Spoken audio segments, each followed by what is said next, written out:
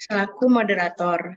Sebelumnya, saya mengingatkan kepada Bapak, Ibu, dan para hadirin bahwa pertanyaan bisa langsung diketik dari sekarang dan selama presentasi berlangsung. Langsung saja saya berikan waktu kepada Bapak Dr. Denny Setiawan, STMT. Oke, saya perkenalkan nih, Ibu Sita. Ya, terima kasih atas kehadirannya. Ini sedang umroh rupanya ya, Bu Sita. Belum Oh, masih belum. manasik. Mau manasik ya, oke. Ya, ini terima kasih atas kehadirannya. Ya, ini diundang, saya undang saja langsung Bu Sita nih untuk memaparkan sesuatu yang luar biasa. Mungkin sebelumnya saya izin membacakan CV beliau. Ya, saya ngambil dari PowerPoint-nya Bu Sita aja. Oke. Ya, saya sudah lama ya kenal dengan Ibu Sita, udah ratusan tahun ya Bu Sita ya. Gak Ya, setua itu. sudah itu. Ya, baik. Ibu Sita ini adalah alumni kita, alumni dari Teknik Sipil Maranatha angkatan 2023 ya. 2023 ya, biar biar ini aja Bu Sita, biar lebih mudah kita ya. 2003 ya. Ini di program studi Teknik Sipil, dan di 2008 sampai 2010 beliau melanjutkan studi di ITB dengan program studi RMI ya, Rekayasa dan Manajemen Infrastruktur. Nah, di sini karirnya jelas memang Bu Sita ini dulu adalah asisten di Lab Ilmu Ukur Tanah ya, dari 2006 sampai 2017. Lalu dosen LB juga untuk mata kuliah Ilmu Ukur Tanah. Lalu di 2011 sampai Juni 2011 itu analis perencana teknik di Dinas PSDA Provinsi Jawa Barat. Lalu di Juli 2011 sampai 2019 beliau menjadi analisis perencana penganggar Dinas SDA ya, Provinsi Jawa Barat. 2020 sampai Maret 2022 itu kepala seksi kelembagaan Dinas SDA Provinsi Jawa Barat, dan Maret 2022 sampai sekarang menjadi fungsional perencana ahli muda dari Bapeda Provinsi Jawa Barat ya. Mungkin tanpa berlama-lama saja saya persilahkan Ibu Sita untuk memaparkan materinya hari ini. Saya persilahkan Ibu Sita. Ya, hatur nuhun Pak Denny. Assalamualaikum warahmatullahi wabarakatuh. Selamat pagi, salam sejahtera untuk kita semua. Semoga kita dalam keadaan sehat-sehat semuanya. Selamat pagi juga Pak Yosafat. Dulu juga saya sebenarnya asisten Pak Yosafat juga ya. Jadi memang tadi kalau dipuji sama Pak Yosafat jadi malu Pak. Nggak sebanyak itu juga prestasinya. Sama Koden, dan di sini juga ada Kak Dwi ya. Kita sama-sama di lab, baik itu di lab komputer ataupun di lab IUT gitu. Mungkin saya hari ini izin teman-teman biar lebih akrab ya daripada saya ke adik-adik gitu, asal lebih tua kok. Dan teman-teman, saya mungkin sifatnya sharing aja ya, sharing pengalaman saya selama kuliah seperti apa dan selama bekerja itu seperti apa gitu. Mungkin tadi dibatasi hanya ke teknik sipil, tapi mungkin juga yang saya sampaikan bisa menjadi luas juga begitu, karena kan sifatnya perencanaan pembangunan itu tidak hanya di teknik sipil, tapi memang yang akan difokuskan adalah di teknik sipil. Jadi saya izin share screen Bapak Ibu, teman-teman semua. Dan mohon maaf juga kebetulan lagi agak batuk, ini belum beres-beres, jadi kalau agak batuk-batuk ya.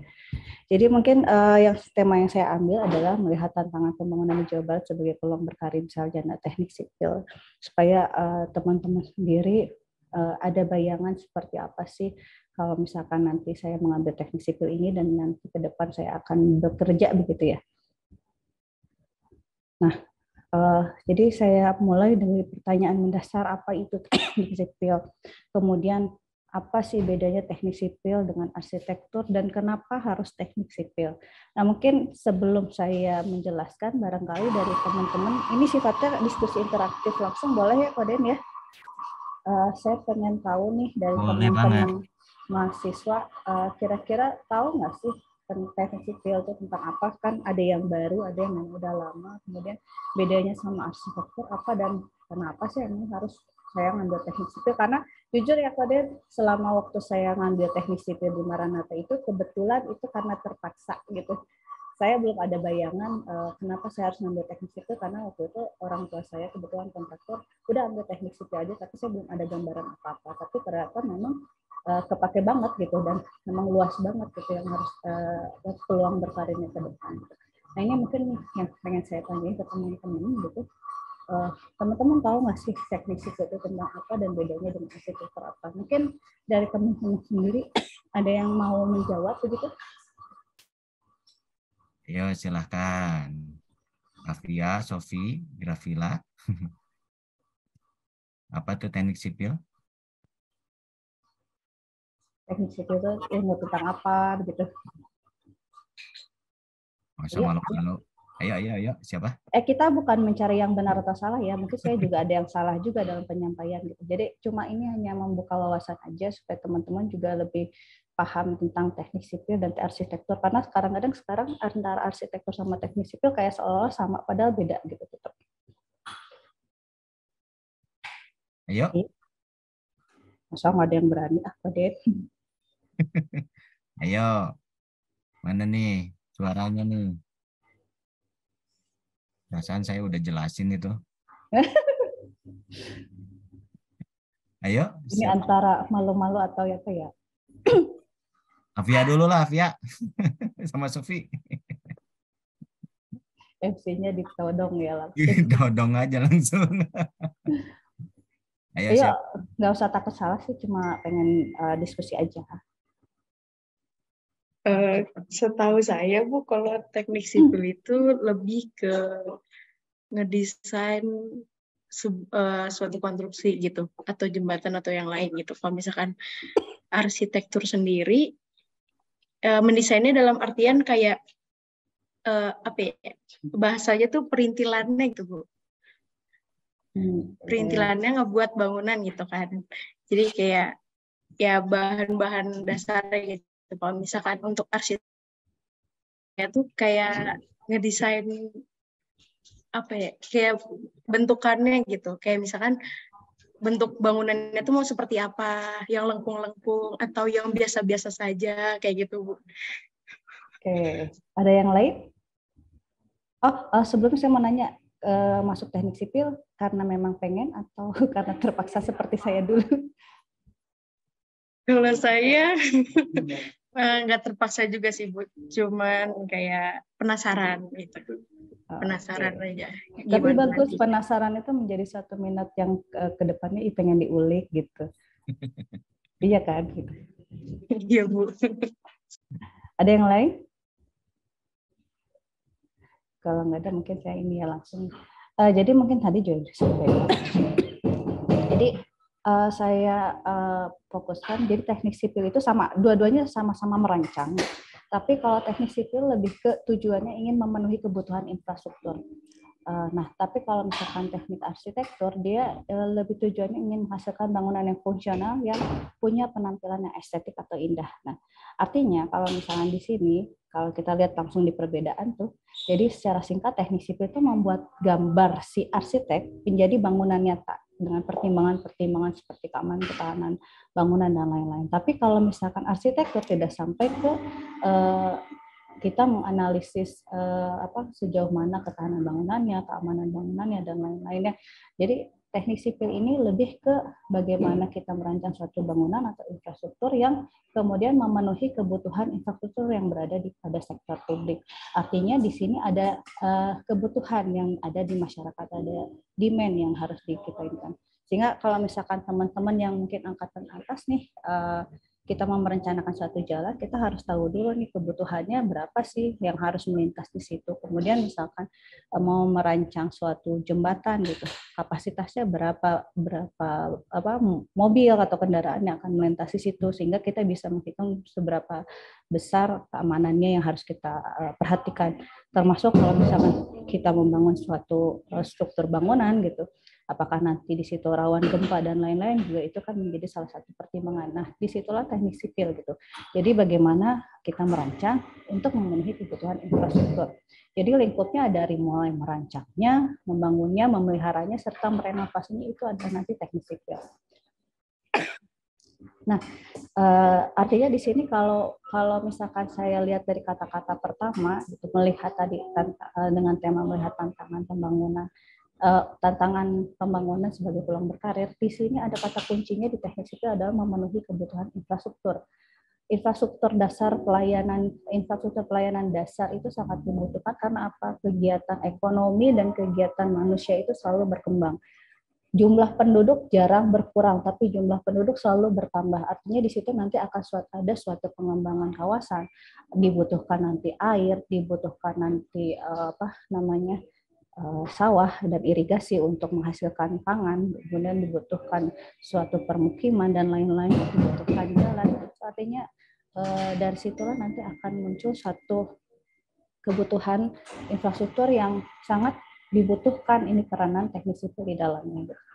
Kalau kita melihat lagi di sini bisa jembatan, jalan, dermaga, bangunan, bendungan, saluran irigasi dan lain-lain sampai pun ke sistem pembuangan air ataupun instalasi pengolahan air limbah misalkan seperti itu. Jadi kalau saya katakan di sinilah luas untuk teknik sipil bisa berkembang gitu. Makanya tadi saya bilang walaupun saya awalnya terpaksa karena saya misalkan tidak ada gambaran itu dulu kenapa saya harus ngambil teknik sipil, tapi saya bersyukur bahwa memang teknik sipil ini luas sekali gitu dan kita bisa mengeksplor karena kebutuhannya akan selalu terus berkembang. Nah, kemudian ini yang mau saya jelaskan ke teman-teman.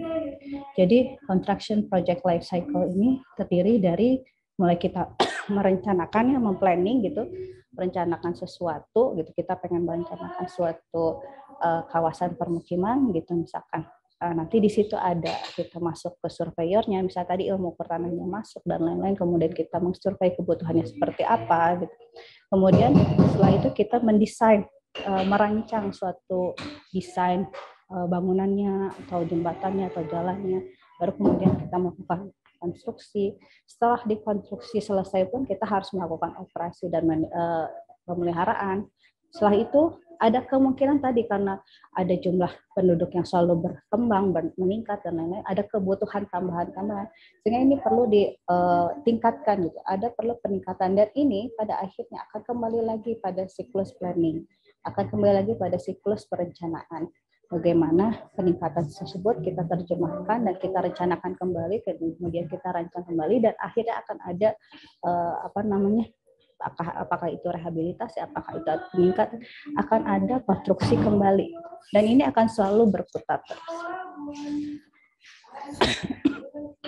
Kemudian kalau kita lihat lagi dalam satu proyek, pada saat kita mendesain ini ada semuanya nih yang di teknik sipil. Kita harus untuk mendesain kita harus tahu topografinya seperti apa, artinya di situ harus ada petanya. Kita harus tahu hidrologinya seperti apa, airnya di situ seperti apa. Kita harus tahu geotekniknya seperti apa, kondisi tanahnya itu seperti apa, apakah memungkinkan nanti ada penurunan dan lain-lain. Kondisi sosial ekonomi seperti apa, karena nanti apakah konstruksi yang kita buat ini sudah memenuhi tadi kebutuhan yang dibutuhkan, dan termasuk ini yang tadi saya terapkan bahwa lingkungan di sini harus diperhatikan juga. Tidak mungkin satu konstruksi dibangun tanpa memperhatikan lingkungan, karena kalau kita selalu membangun, tapi tidak memperhatikan lingkungan, pada akhirnya juga akan berdampak pada kita. Seperti misalkan saat ini sudah banyak terjadi alih fungsi lahan dari misalkan lahan yang konservasi menjadi lahan permukiman, sehingga daya serap air ke tanah itu berkurang, ini yang akhirnya menyebabkan runoff-nya tinggi dan menjadikan banjir, yang pada akhirnya akan berdampak pada kita sendiri. Nah, ini 5 hal ini yang kemudian didesain dalam suatu rancangan gambar begitu, yang kemudian nanti akan teman-teman analisis lebih lanjut bila misalkan memang sudah layak atau sudah aman, kemudian dilanjutkan dengan proses konstruksi dan penyelesaian konstruksi, di mana ini selalu ada pemantauan dan pengawasan. Jadi di sini teman-teman bisa lihat sendiri bahwa apa yang teman-teman pelajari di teknik sipil itu akan sangat terpakai sekali di kenyataannya nanti pada saat teman-teman mulai bekerja, baik itu sebagai konsultan ataupun sebagai kontraktor dan lain-lain gitu. ataupun sebagai saya misalkan ASN yang bekerja di meja begitu ya, karena kita juga walaupun kita tidak misalkan untuk perencangannya tetap di konsultan, untuk konstruksinya tetap di kontraktor, tapi kita melihat dari sisi sebelumnya, dari tahapan sebelumnya pada saat pembangunan ini dilaksanakan, bagaimana apakah memang suatu daerah ini membutuhkan suatu infrastruktur, kebutuhannya seperti apa dan lain-lain, apakah studi kelayakannya nanti layak dan lain-lain. Nah ini kalau misalkan tadi dengan yang tadi dua tahapan ya, tahapan proyek dan tahapan konstruksi seperti itu, dan dibandingkan dengan kurikulum pada saat saya dulu, ini saya ambil dari kurikulum yang sekarang yang terbaru ya, dan waktu saya kuliah S2 ini sangat terlihat jelas sekali bahwa apa yang teman-teman pelajari memang nanti akan digunakan gitu. Dulu saya pun berpikir, ini buat apa sih saya pelajari mekanika fluida, buat apa sih saya pelajari ukur tanah, buat apa sih saya pelajari misalkan geometrik jalan raya, buat apa saya pelajari tentang merancang jaringan irigasi. Ternyata itu kepakai sekali gitu di pas waktu saya bekerja. Kenapa kita harus belajar matematika? Karena memang statistik atau perhitungan itu harus kita kuat sekali sehingga nanti di di pekerjaan kita bisa terpakai. Dan kalaupun misalnya saya boleh bilang teknik sipil ini jadinya luas, bukan hanya di pekerjaan yang sifatnya teknik sipil, tapi di statistik kalau misalnya teman-teman arahnya mau ke misalkan ke BPS itu pun akan sangat berguna sekali. Nah mungkin di teknik sipil ini untuk S1 kalau yang saya pelajari dulu ini lebih ke sebelum dan pada saat konstruksi. Nah, ketika saya kuliah S2 di Rekayasa dan Manajemen Infrastruktur, saya lebih dikuatkan lagi bagaimana memang infrastruktur itu sangat berperannya tidak hanya pada saat pelaksanaan konstruksi, tapi memang sebelum dan sesudah itu menjadi sangat penting. Makanya di sini ada studi, saya waktu itu di S2 belajar studi kelayakan dan pendanaan infrastruktur, bagaimana memang suatu infrastruktur itu layak atau enggak sih kalau misalkan mau dibangun. Jangan-jangan pada saat dibangun tidak ada yang mau menggunakan, dan itu akan menjadikan konstruksinya jadi tidak bagus ya, artinya tidak digunakan. Kemudian bagaimana manajemen operasionalnya. Dan kemudian nanti pada saat sudah terbangun dan akan digunakan, umur bangunan itu mungkin tertentu. Jadi kita harus melakukan penilaian kondisi dan evaluasi terhadap bangunan itu. Apakah memang masih layak atau tidak. Kemudian apakah ada penurunan tanah atau tidak. Kemudian kita juga nanti dengan tadi penilaian kondisi tersebut menentukan apakah nanti kita harus merehabilitasi atau meningkatkan gitu. Dan termasuk di sini perbaikan tanah, karena kondisi sekarang memang dengan adanya banyaknya pembangunan tadi ya, daya serap tanahnya berkurang, dan ini juga akan berpengaruh pada struktur konstruksinya nanti ke depan. Nah ini mungkin teman-teman bisa lihat dari kurikulum teknik sipil ini menjadikan sangat berguna sekali atau memang sangat terpakai sekali pada saat nanti teman-teman dihadapkan dengan dunia nyata. Nah makanya dengan tadi gambaran saya tadi, saya pengen mengajak juga teman-teman berpikir dengan apa yang dihadapkan dengan kondisi saat ini. Yang pertama, kemacetan. Pada saat kita dihadapkan dengan kemacetan, kira-kira yang terbesit sama teman-teman, apa nih yang harus dilakukan kalau berkaitan dengan teknik sipil? Nah, mungkin boleh diskusi langsung interaktif lagi ya. Gitu. Kira-kira dengan adanya permasalahan kemacetan ini harus apa nih? Artinya misalkan dengan jalan yang ada, tiba-tiba ternyata kemacetannya sangat tinggi. Ini apa yang harus dilakukan? Kira-kira ada gambaran nggak, teman-teman? Pelebaran luas jalan. Gimana?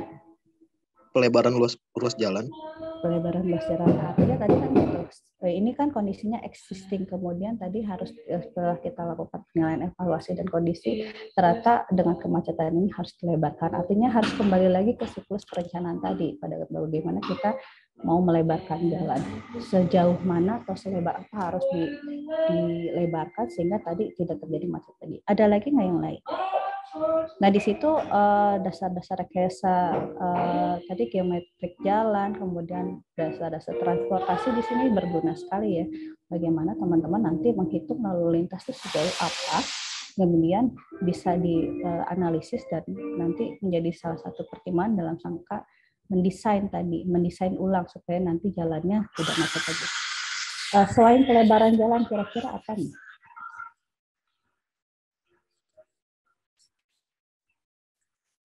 Ada potensi membuat yang lain tidak?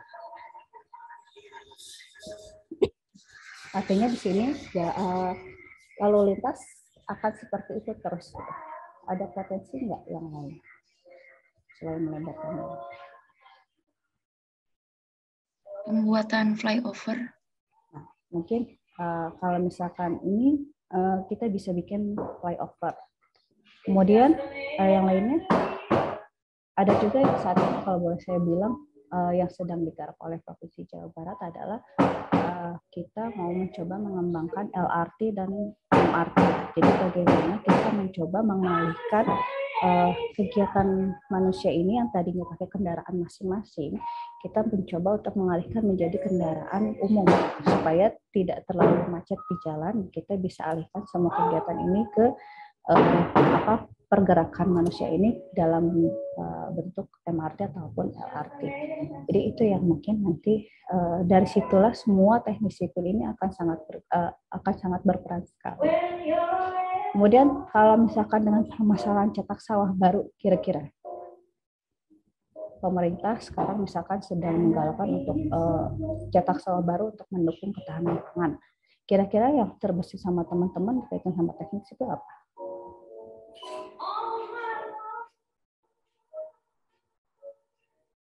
Ayo. Saya jawab bendung lah. Iya tadi yang kata Radennya. Jadi artinya pada saat kita mau mencetak sawah baru, kita harus berpikir bahwa airnya ada nggak sih? Dari mana air itu nanti akan diambil? Apakah memang dari sungai? Artinya di situ kalau ada sungai, tapi kalau tidak ada sungai berarti kita harus membuat bendungan atau kita misalkan membuat embung. Nah itu untuk ketersediaan airnya. Kemudian pada saat membuat sawahnya, tentunya kan harus didukung dengan jaringan irigasinya, dari mulai bendungnya, dari mulai jaringan saluran primer, saluran sekunder. Nah itu pun kalau misalkan tadi perancangan irigasi ya Koden ya, saya lupa. Perancangan jaringan irigasi itu sangat berperan di sini, termasuk yang hidrolika ataupun apa, karena nanti mungkin apakah ada sedimen trapnya dan lain-lain, itu akan berguna untuk di situ.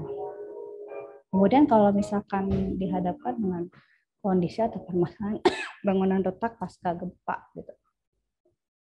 Nah ini juga yang tadi kalau misalkan berdasarkan kuliah saya waktu di RNI dulu, kita ada yang namanya penilaian evaluasi dan kondisi. Jadi kita melihat, menganalisis sejauh mana kondisi pasca gempa ini terjadi, dan tadi sebenarnya akhirnya balik lagi ke siklus perencanaan. Kemudian tadi nanti di situ masuk struktur bangunannya, terus perancangan gempa. Kemudian tadi pembangunan flyover di atas lalu lintas yang padat juga. Mungkin kalau saya boleh bicara di sini, ini yang sangat berperan nanti adalah bagaimana metode pelaksanaan konstruksinya berlangsung. Saya ambil contoh pada saat saya dulu mengambil tugas akhir di S1, saya ambil temanya tentang metode konstruksi pelaksanaan pembangunan flyover Cimindi kalau nggak salah. Nah, kondisi jalan Cimindi yang lalu lintasnya sangat padat, ini harus seperti apa kita membangun flyover? Apakah memang kita akan melangsungkan konstruksi di tempat, ataukah pertimbangan kita adalah kita menggunakan konstruksi yang sudah jadi, gitu, gelagarnya ataupun fondasinya dan lain-lain. Dan kemudian bagaimana caranya menyatukan si precast tadi menjadi satu kesatuan jembatan atau flyover yang utuh. Nah ini sangat berperan sekali di situ terkait dengan metode konstruksinya. Di luar dari itu semua, tentunya masalah RAB, struktur dan lain-lain juga pasti akan sangat berperan. Jadi teman-teman bisa lihat sekali bahwa semua permasalahan khususnya ini pasti akan bisa terjawab dengan teknik sipil, gitu. akan ada solusi dengan teknik sipil. Apalagi sekarang inovasi-inovasi atau teknologi selalu berkembang dan yang sifatnya mungkin mempermudah begitu. Nah, ini hanya sebagian saja infrastruktur yang ada atau menjadi satu pelayanan dasar yang diperlukan dalam suatu kehidupan lah ya kasarnya gitu. Ada infrastruktur SDA, ada infrastruktur jalan, infrastruktur perhubungan, infrastruktur perumahan, di mana SDA pun sangat luas, ada jaringan irigasi, dari situ ada pembangunannya, rehabnya, peningkatannya gitu. Kemudian ada sarana prasarana pengamanan pantai, ada waduk, ada embung, ada kemudian air baku, kemudian bagaimana mengkonservasi air tanah juga di situ masuk. Kemudian jalan, ada jaringan jalannya, ada jembatannya, ada modernisasi jalan menggunakan melalui pembangunan jalan tol dan lain-lain. Kemudian dalam suatu infrastruktur perumahan permukiman ada air bersihnya harus bagaimana, infrastruktur air limbahnya gimana, terus kemudian kita membangun atau merencanakan infrastruktur permukiman kumuh seperti apa. Penanganan persampahan pun menjadi salah satu yang menjadi bagian dari peranan teknik sipil juga di situ. Walaupun di situ mungkin TL nanti akan ini juga ya berperan juga. Kemudian juga bagaimana kita merencanakan kawasan teknik perkotaan, tematik perkotaan, seperti misalkan ada daerah-daerah di Jawa Barat ini yang memang sudah berkembang pesat, ada yang memang masih belum begitu. Artinya seperti di Kota Bandung. Kota Bandung ini perkembangannya sudah sangat pesat sekali, tidak ada lahan lagi untuk dibangun. Artinya apa, di sini sebenarnya bukan untuk membangun lagi, tapi lebih menata. Makanya kemarin pada saat kepemimpinan Pak Ridwan Kamil sebagai wali kota, beliau melakukan penataan karena pembangunan mungkin agak sudah mulai susah ya kalau di Kota Bandung. Tapi misalkan di Kabupaten Bandung yang masih bisa dikembangkan atau misalkan masih bisa dibangun, ini di situ mungkin sifatnya bukan penataan tapi lebih ke pembangunan baik itu di sifatnya di pedesaan ya ataupun di kecamatan.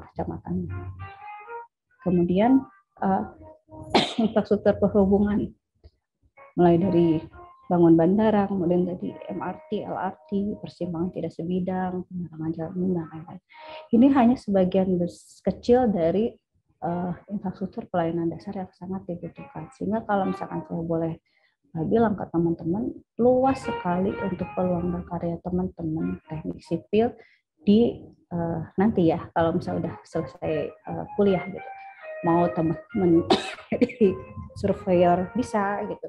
Karena pada saat saya pertama kali masuk Dinas Sumber Daya Air pun, pada saat masuk ke bidang perencanaan teknik, dan saya dihadapkan ke satu lokasi yaitu situ ini mau seperti apakan gitu. Artinya di situ saya harus melakukan mengukur tanahnya lah kasarnya seperti itu ya.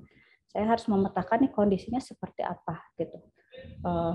Pemetaannya, topografinya seperti apa untuk situ tersebut. Kemudian baru kita bisa menganalisis apakah nanti memang harus dilakukan normalisasi karena memang ternyata kalau kita bandingkan dengan kondisi awalnya ternyata udah banyak sedimen dan lain-lain. Kemudian sempadan situnya harus diapakan. Nah, ini menjadi tugas surveyor untuk memetakan topografinya seperti apa sebagai bahan pertimbangan dasar dari perencana untuk mengembangkan desainnya untuk menata situ tersebut. Kemudian mau teman-teman jadi konsultan konstruksi boleh gitu.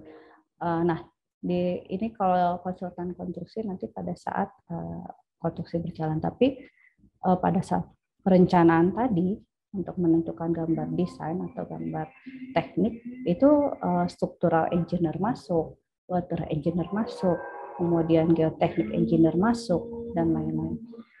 Kemudian kontraktor sudah jelas yang membangunnya, manajer konstruksi, kemudian nah ini insinyur lingkungan bagaimana memang si konstruksi yang kita bangun tidak berdampak buruk terhadap lingkungan, karena kita kan tentunya mungkin tidak terlalu berdampak pada saat selesai dibangun, tapi ini akan berdampak beberapa tahun ke depan yang kita tidak mengharapkan dampaknya negatif ya bagi nanti keturunan-keturunan kita nanti. Urban designer juga bagaimana nanti suatu perkotaan mau dikembangkan gitu. Karena saat ini pun di Bapeda pengembangan perkotaan gitu, perencanaan perkotaan tuh kota yang sehat seperti apa itu juga sedang dicoba dikembangkan gitu. Site manager, kemudian peneliti atau dosen itu juga bisa gitu.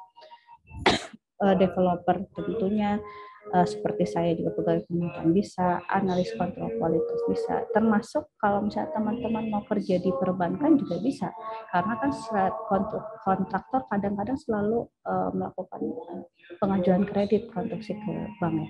Artinya di situ juga teman-teman teknik sipil bisa bekerja di situ sebagai analis untuk menilai apakah layak nggak sih ini diberikan kredit atau enggak. Jadi teman-teman sebenarnya di teknik sipil ini bisa kemana-mana karena basicnya kan di sini teman-teman juga belajar tentang matematika, tentang fisika dan lain-lain yang sebenarnya perhitungan-perhitungan seperti itu sangat dibutuhkan di dunia kerja nantinya. Baik itu dunia kerja yang di luar teknik sipil. Nah sekarang kalau misalnya saya mau bilang bagaimana peluang berkarir sarjana teknik sipil di Jawa Barat, tadi sebagian besar sudah saya jelaskan. Tapi mungkin ini saya memperlihatkan yang sedang kami garap di Bapeda seperti apa.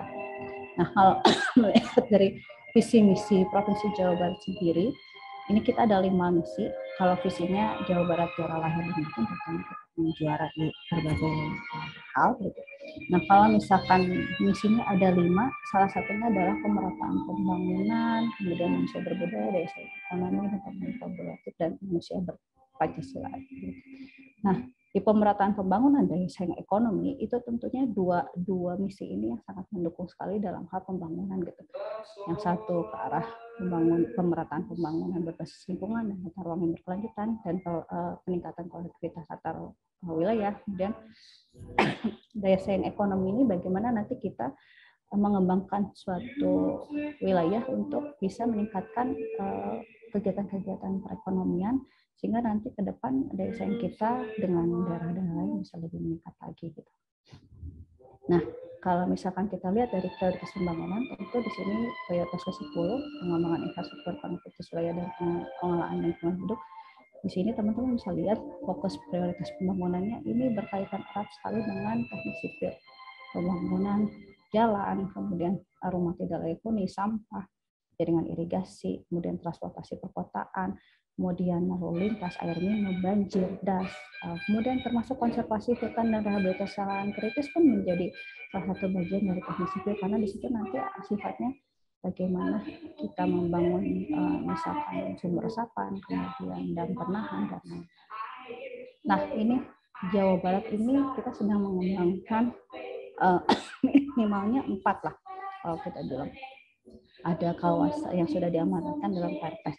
1 kawasan Bodebek-Tujuh, kemudian kawasan Cekungan Bandung, di mana di situ juga ada Citarum Harum, kemudian kawasan Rebana, daerah Subang, Bintang Melayu, Cirebon, kemudian daerah Jawa Barat bagian selatan. Kalau kita lihat satu-satu, gitu, untuk daerah Jabodetabek ini ada Bogor, Kota Bogor, Kota Depok, Bekasi, Kota Bekasi, dan Cianjur. Tujuannya ini akan mengembangkan ekonomi dan pusat aktivitas perkotaan. Artinya di sini tadi ada pembangunan yang akan dilakukan baik itu nanti jalannya, pembangunan dan lain-lain. Tapi ada juga sisi permasalahan yang terjadi di situ. Misalnya ada kemacetan, pengembangan kawasan pesisir, sampah, air bersih, banjir.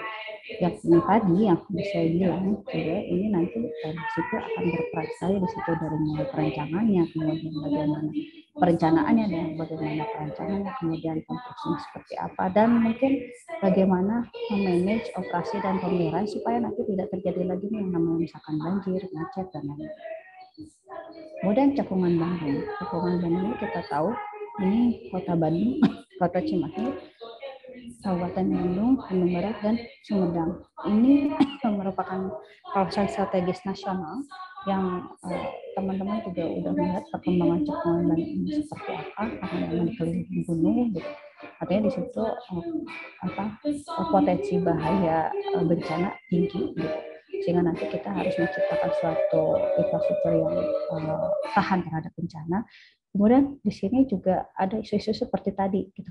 Macetnya masih banyak, sampahnya juga masih banyak. Kadang-kadang sekarang juga kalau kita lihat sudah mulai kondisi darurat sampah nih.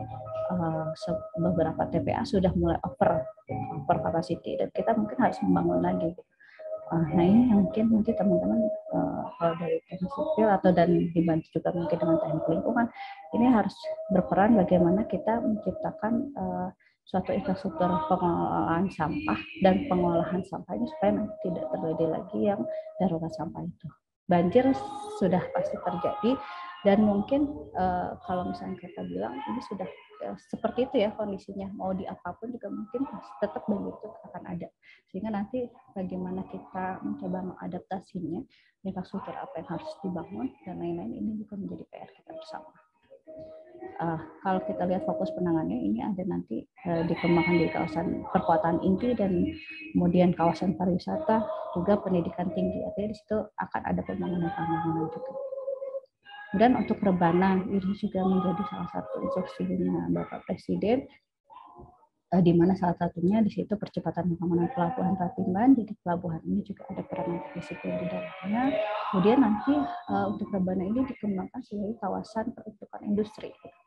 Banyak KPI-KPI yang nanti akan berkembang di situ, dan tentunya akses jalan, akses airnya juga harus kita perhatikan. Kemudian Jawa Barat bagian selatan yang sebenarnya potensinya cukup luas, nanti bisa kita kembangkan sebagai agribisnis, perikanan, dan pariwisata. Jadi kalau misalnya teman-teman lihat di bidang perikanan pun kita sangat berperan juga ya, bagaimana nanti kita menciptakan infrastruktur yang bisa mendukung sektor perikanan. Nah, kemudian saya mau bilang ini, ada proyek-proyek yang memang didanai oleh dana pemerintah, ada yang kita kerjasamakan dengan badan usaha atau KPBU. Kalau misalkan bahasa Inggris kan mungkin ini ya, Public Private Partnership. Yang ini saat ini kita dengan keterbatasan dana dan juga SDM, kita mencoba berkolaborasi dengan badan usaha untuk membangunkan suatu infrastruktur dengan tadi, karena ada kebutuhan tadi.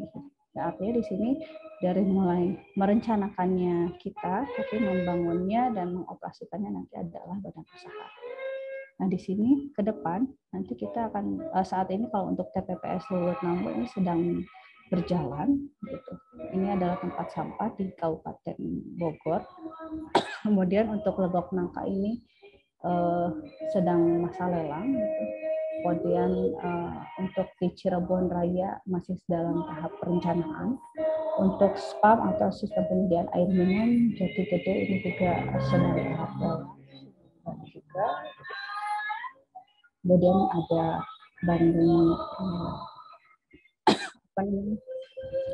Bandung Raya Metropolitan Rail, kemudian juga nanti ada solar atap begitu.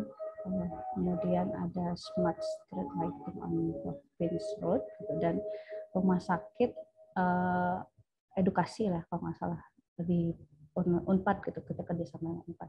Jadi teman-teman bisa lihat sekali baik yang melalui dana pemerintahan ataupun dana swasta, ini tuh ada yang melalui KPBU, banyak sekali rencana-rencana Jawa Barat yang sangat berkaitan dengan teknik sipil. Makanya mungkin tantangan-tantangan ini yang teman-teman nanti bisa ambil pada saat nanti teman-teman selesai kuliah dan mau bekerja. Apakah nanti teman-teman akan berpartisipasi aktif menjadi kontraktornya, bagian dari kontraktornya, atau melalui menjadi bagian aktif dari perencanaannya, dan ataupun misalnya nanti pada saat pengoperasiannya. Saya yakin teman-teman bisa sangat berkembang di situ, karena proyek ini sudah pasti akan berjalan dan menjadi peluang teman-teman untuk bekerja nanti. Mungkin itu Ko Denny. Jadi kalau boleh saya ini kalau slide terakhir ya. Jadi kalau boleh saya kasih saran mungkin lah ya ke teman-teman, dunia konstruksi itu menjadi salah satu pekerjaan yang sangat dibutuhkan, karena memang pembangunan terus berjalan, karena pertumbuhan penduduk dan peningkatan kebutuhan pelayanan dasar itu selalu meningkat setiap tahun, tidak pernah berkurang. Jadi pasti akan ada selalu pembangunan yang dilakukan. Maka dari itu teman-teman mungkin yang boleh saya beri saran, mungkin teman-teman perdalam di bidang ini nanti, karena kan di teknik sipil ada 5 bidang ya, gitu. Struktur, geoteknik, transportasi, sumber daya air, dan juga manajemen konstruksi. Teman-teman minat perdalam bidang yang teman-teman memang minati itu, karena memang peluang bekerjanya ada di masing-masing bidang itu. Dan kalau misalkan kita komitmen akan bidang yang kita minati itu, saya percaya nanti ke depan Tuhan akan memberikan kemudahan kelancaran untuk jalan kita ke depan. Jadi teman-teman selalu optimis saja bahwa memang kita ke depan ada peluangnya. Tapi kalau misalkan kita tidak optimis atau tidak berusaha, ya itu yang akan menggabungkan kita sendiri. Mungkin itu sih modelnya yang bisa saya sharing ya ke teman-teman sementara. Hatur nuhun. Ya, terima kasih Ibu Sita. Terima kasih paparan yang sangat baik sekali ya. Kita sudah melihat tadi ada challenge, tapi ada opportunity. Opportunity-nya luas sekali ya. Jadi tadi sudah dipaparkan dengan baik ya bagaimana kita teknik sipil itu menjawab infrastruktur khususnya ya.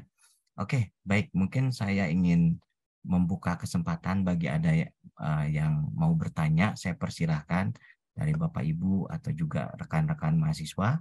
Saya persilahkan, mungkin ada pertanyaan kah?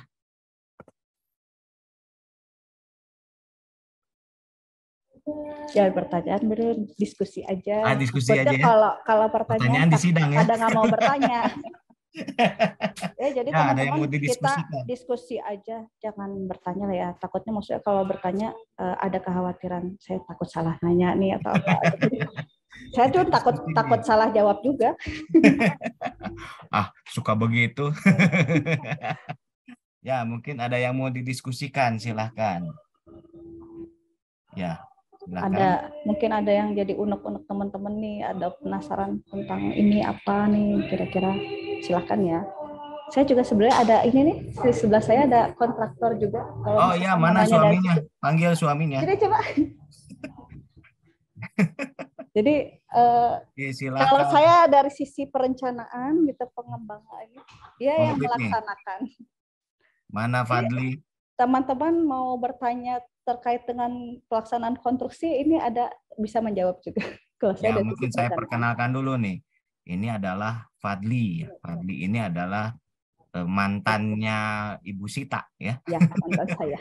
Ya, ini juga alumni ya, alumni teknik sipil. Alumni teknik sipil juga sama-sama. Mantan saya juga gitu ya. Asisten lab youth juga. Asisten lab youth juga tuh.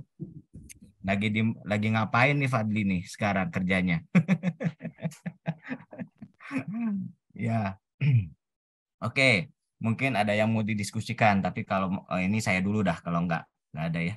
Ini saya ada rumor nih, desas-desusnya kita untuk LRT ya, LRT Kota Bandung itu masuk tahap lelang, itu betul atau betul nih? Kalau LRT ini belum ke lelang karena memang masih kita ada dokumen FBC. Jadi gini, kemudian untuk masalah KPBU itu runtutannya panjang sekali prosesnya kan ya. Kita saat ini sedang proses FBC, dokumen final bisnisnya gitu, ya. Seperti apa yang finalnya gitu, final bisnis core-nya seperti apa gitu.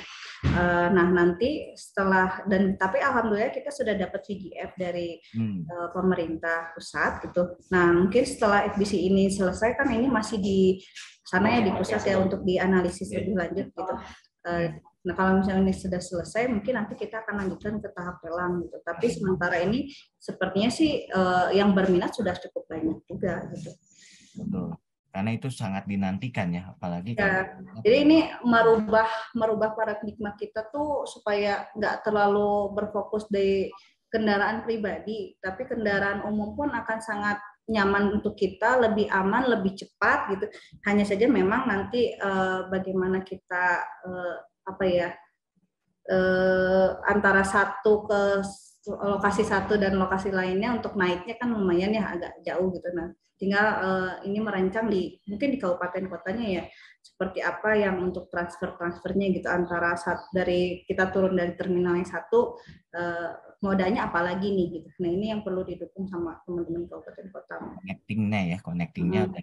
Tapi kalau misalkan ngelihat dari situ kan dari sisi perencanaan teman-teman mungkin sudah tidak masuk lagi ya karena kan kita sudah mulai sampai FBC. Tapi pada saat konstruksi nanti mungkin teman-teman bisa jadi bagiannya atau misalkan pada saat pengoperasiannya nanti teman-teman bisa jadi ininya gitu bagiannya juga gitu. Ya, jadi peluang kita itu cukup besar seperti teknik sipil. Utara selatan Pulau Jawa itu semuanya memerlukan infrastruktur yang mumpuni ya di Kalau saya lihat pembangunan di Jawa Barat itu sangat cepat dan sangat banyak ketimbang dengan pembangunan di daerah lain. Jadi memang tadi potensinya sangat luas sekali. Dia aja udah banyak banyak proyek di mana ya, urusan jalan, urusan bangunan dan lain-lain gitu. Ya, jadi memang itulah apa namanya. Jadi jangan khawatir nih rekan-rekan ya. Kalau misalnya yang teknik sipil, waduh, ini kerjanya apalagi banyak sebetulnya ya. Banyak. Tadi kita mau merubah dari kebutuhan jadi nyata tuh seperti apa itu teknik sipil gitu. Oh, betul. Ya, wah ada Bu Asri. Ada Bu Asri. Apa kita nih Bu Asri? Ya selamat pagi Bu Sita dan Pak Fadli. Terima kasih udah berbagi di Maranatha ya, kembali ke kampus. Dan saya ingin menanyakan sebenarnya bagaimana penanganan banjir ya, karena saya lihat saat ini kan musim hujan dan hampir semua kota Bandung tuh banjir gitu. Padahal kita ada di gunung ya, terbilangnya gitu. Maksudnya dari muka laut tuh cukup tinggi gitu. Kira-kira apakah sudah ada solusi gitu atau gambaran solusi tentang banjir di Kota Bandung itu? Itu aja. Oke, Bu. Memang kalau masalah banjir agak rumit ya Bu. Masalahnya gini, karena Jawa Barat itu terdiri dari 6 wilayah sungai dan sebenarnya kalau Bandung tuh masuk ke wilayah sungai pusat. Jadi sebenarnya provinsi tidak terlalu ini ya, kecuali di irigasinya tidak terlalu banyak kewenangan di situ. Tapi kalau pemerintah pusat sementara ini sudah banyak membangun kayak polder-polder Bu, dan misalkan BBWS itu kalau nggak salah juga sudah membuat yang itu loh, yang terowongan Nanjung itu kalau nggak salah menjadi salah satu bagian juga. Dan kalau yang kalau di provinsi sendiri saat ini kita lebih concernnya ke bagaimana kita mengendalikan runoff-nya gitu, karena kan memang kawasan-kawasan kita kalau di Bandung mungkin masuknya ke hilir ya Bu, tapi yang di kawasan hulunya ini yang sudah banyak terbangun akhirnya menyebabkan si runoff-nya tinggi. Nah ini kita sedang menghimbau untuk di daerah-daerah hulu tadi supaya dibangunkan sumur-sumur resapan sehingga nanti si airnya bisa meresap dulu, nggak langsung limpas ke hilir gitu. Sementara sih seperti itu, dan selain itu juga mungkin ada beberapa embung yang saat ini sudah dibangun baik itu untuk ketersediaan air baku maupun untuk pengendali banjir juga sih Bu. Nah, cuma memang tantangan kita ke depan bagaimana kita mengoptimalkan fungsi saluran drainase yang ada di masing-masing gitu, baik itu kewenangan pusat, provinsi ataupun kabupaten kota. Karena kalau saya lihat memang kadang-kadang mungkin saluran drainase saat ini tidak banyak berjalan dengan baik ya Bu ya gitu. Iya betul. Nah, termasuk mungkin antara drainase utama dan drainase permukiman ataupun drainase lainnya ini juga masih belum terdefinisikan Bu. Sehingga tadi ada betot ini sebenarnya kewenangan siapa sih gitu. Ini sebenarnya peranan siapa sih yang masuk, apakah memang dinas SDA ataupun dinas Perkim atau dinas Bina Marga. Oh, jadi masih antar institusinya tuh ya, untuk masih. Kecuali kalau memang ya udah spesifik itu merupakan drainase jalan ataupun drainase permukiman, udah ke arahnya udah ke Perkim sama Bina Marga. Tapi drainase utama itu sejauh mana yang dikatakan drainase utama ini yang masih belum jelas. Sehingga tadi penanganannya sebenarnya memang belum optimal.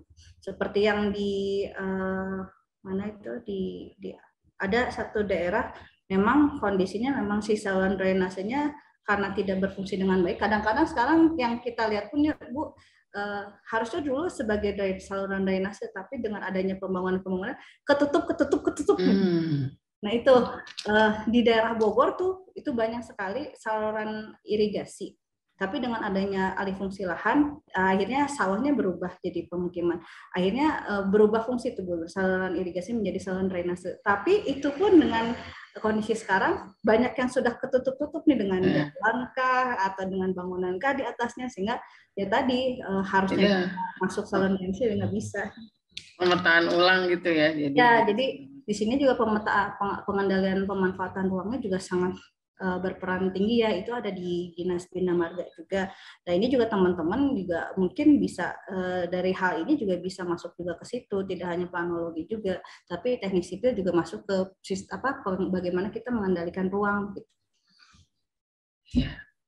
Ya baik, terima kasih.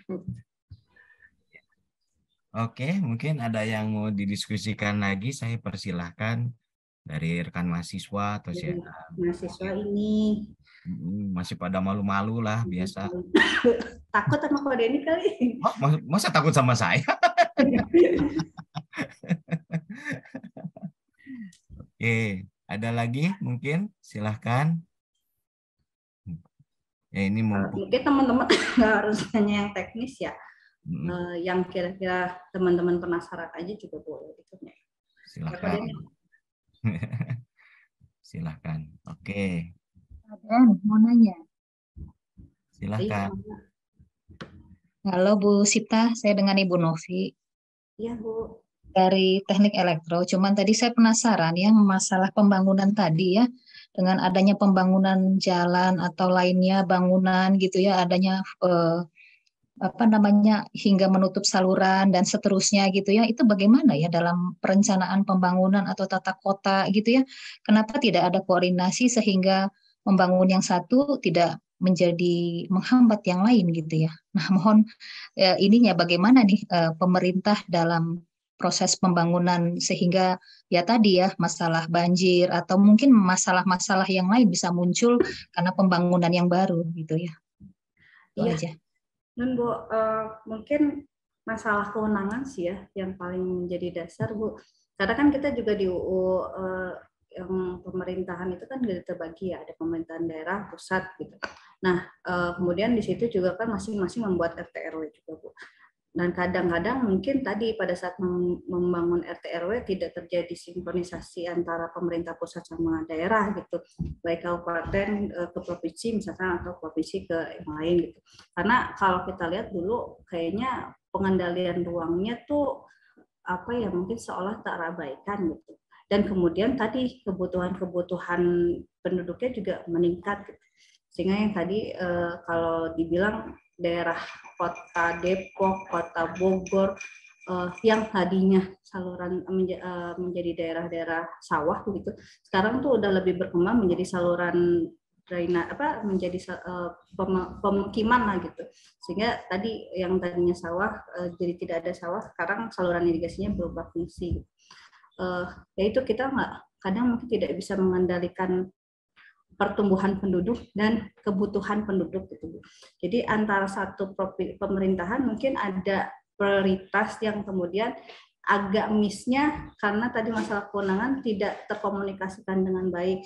Contoh lah saya waktu di SDA ada situ Krukut namanya Bu di Kota Depok. Ini kita tidak tahu gitu tiba-tiba ada memang PSN yang masuk yaitu jalan flyover kalau nggak salah atau jalan tol. Nah ini yang membangun itu adalah Kementerian PUPR gitu, Ditjen Bina Marga. Nah tapi antara Ditjen Bina Marga ke Ditjen SDA pun mungkin kayaknya kurang komunikasi juga sehingga si situ Krukut ini juga mungkin agak yang seharusnya tidak terganggu agak terganggu juga. Begitu. Jadi masalah kewenangan antara pemerintahan dan masalah kewenangan antar instansi sebenarnya masih kadang-kadang masih ada ego sektoralnya gitu sih Bu gitu. Kalau saya lihat ya ego sektoral masing-masing pihak, masing-masing instansi itu masih tinggi gitu.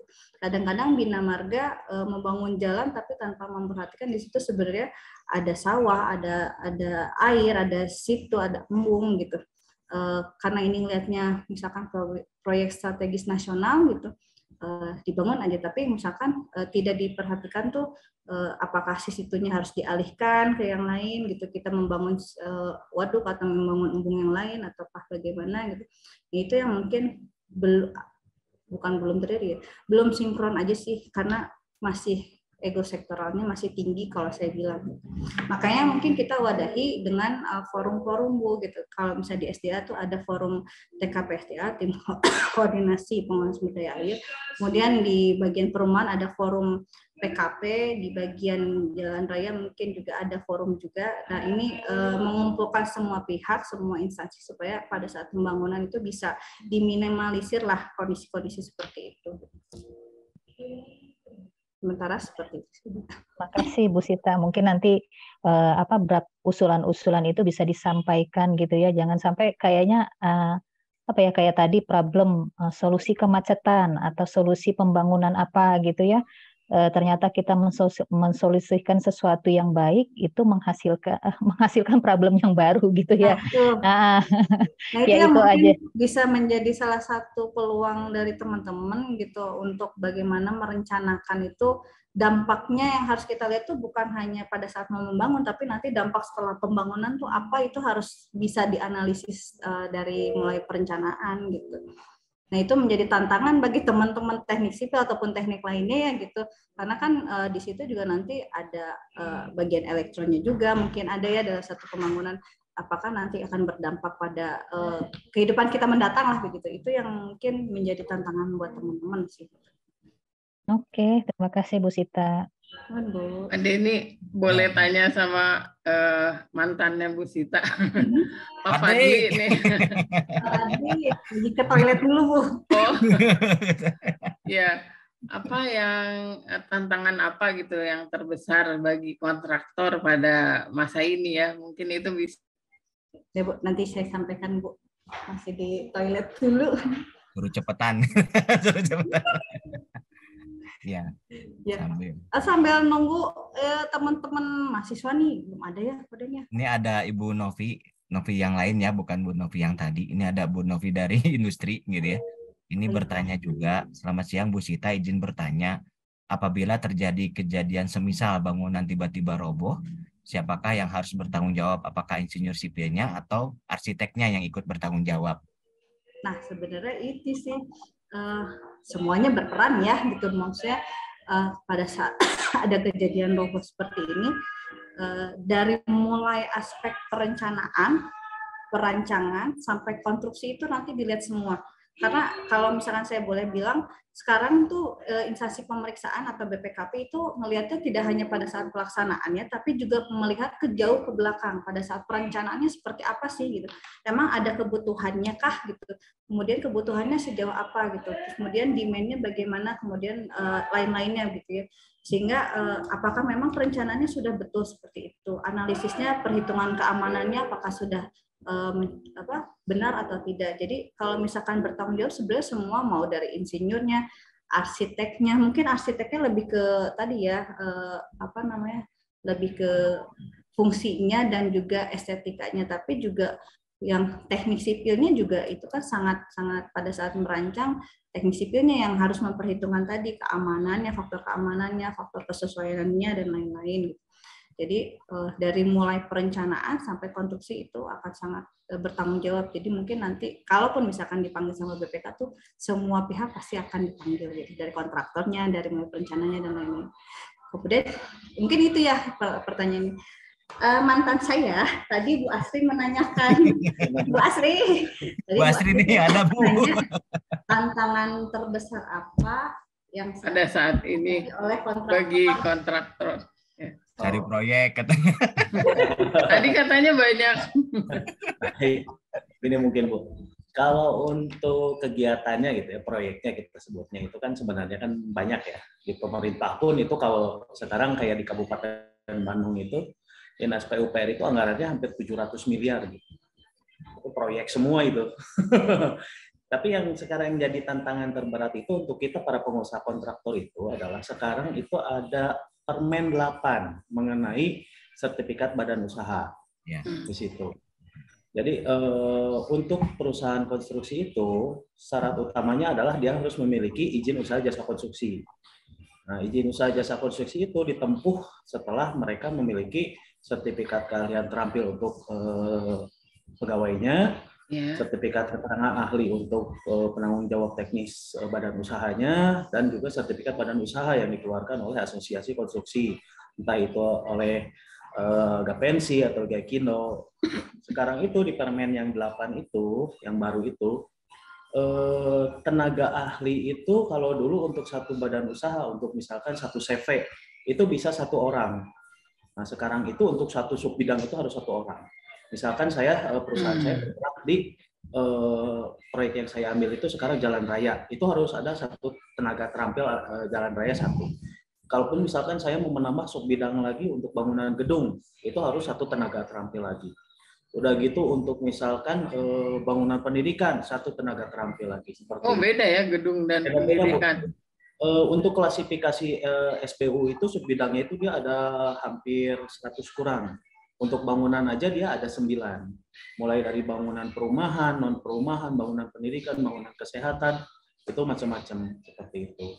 Begitupun dengan subbidang sipil, dia ada jembatan, jalan raya, pelabuhan,